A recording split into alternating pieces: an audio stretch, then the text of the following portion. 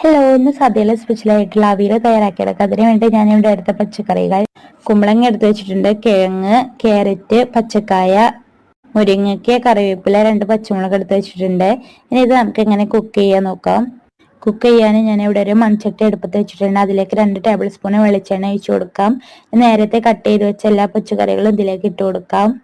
ഇതിലേക്ക് ആവശ്യത്തിനുള്ള ഉപ്പിട്ട് കൊടുക്കാം. ഞാൻ ഇവിടെ 2 ടേബിൾ സ്പൂൺ ഉപ്പിട്ട് കൊടുത്തിട്ടുണ്ട്. 1 ടേബിൾ സ്പൂൺ മഞ്ഞൾപ്പൊടി, 1 ടേബിൾ സ്പൂൺ കാശ്മീരി മുളക് പൊടി. ഇനി ഇതിലേക്ക് ആവശ്യത്തിനുള്ള വെള്ളം ചേർത്ത് കൊടുക്കാം. എന്നിട്ട് ഇത് നന്നായിട്ടൊന്ന് മിക്സ് ചെയ്ത് കൊടുക്കാം. ഞാനിവിടെ കൈ ഉപയോഗിച്ചിട്ട് തന്നെയാണ് കേട്ടോ മിക്സ് ചെയ്യുന്നത്. ഇനി ഇതൊന്ന് കുക്കാവുന്ന സമയം കൊണ്ട് നമുക്ക് ഇതിലേക്കുള്ള അരപ്പ് തയ്യാറാക്കിയെടുക്കാം. അരപ്പ് തയ്യാറാക്കാൻ വേണ്ടിയിട്ട് ഞാൻ ഇവിടെ 1 കപ്പ് തേങ്ങ ചിരകിയത് എടുത്ത് വെച്ചിട്ടുണ്ട്. അത് നമുക്ക് മിക്സിയുടെ ജാറിലേക്ക് ഇട്ട് കൊടുക്കാം. ഇനി അതിലേക്ക് 3 ചെറിയ ഉള്ളി ഇട്ട് കൊടുക്കാം. അതിനിടയിൽ ഞാൻ ഇതൊന്ന് ഇളക്കി കൊടുത്തിട്ടുണ്ടായിരുന്നു കേട്ടോ, അതില്ലെങ്കിൽ നമുക്ക് അടി പിടിക്കാൻ സാധ്യത ഉണ്ട്. ഇത് നന്നായിട്ട് മിക്സ് ചെയ്തതിന് ശേഷം ഞാൻ ഒന്നും കൂടെ കുക്കാവാൻ വേണ്ടിയിട്ട് അടച്ചു വെച്ചിട്ടുണ്ട്. ഇനി നമുക്ക് അരപ്പ് റെഡിയാക്കാം. ഇതിലേക്ക് ഞാൻ 3 ചെറിയ ഉള്ളി ഇട്ട് കൊടുത്തിട്ടുണ്ട്, പിന്നെ കറിവേപ്പില ഇട്ട് കൊടുത്തു, പിന്നെ 2-3-4 പച്ച മുളക്, ചീനമുളക് ഇട്ട് കൊടുക്കാം. ഇനി ഇതിലേക്ക് കുറച്ച് ചെറിയ ജീരകം ചേർത്ത് കൊടുക്കാം. ഇനി ഇതൊട്ടും വെള്ളം ഇല്ലാണ്ട് നമുക്കിതൊന്ന് അരച്ചെടുക്കാം. അപ്പൊ ഇത് ഞാൻ നന്നായിട്ട് അരച്ചെടുത്തിട്ടുണ്ട്.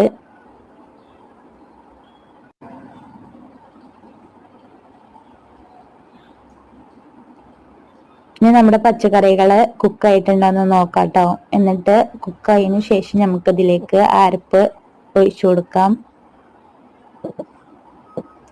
നന്നായിട്ട് കുക്കായി വന്നിട്ടുണ്ട് കേട്ടോ.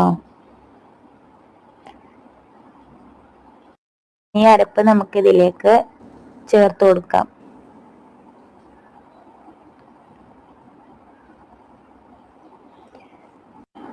ഇത് നമുക്കൊന്ന് മിക്സ് ചെയ്ത് കൊടുക്കാം. മിക്സ് ചെയ്യുമ്പോൾ പതുക്കെ മിക്സ് ചെയ്യാൻ നോക്കട്ടെ, അല്ലെങ്കിൽ നമ്മുടെ പച്ചക്കറികളൊക്കെ ഉടയും.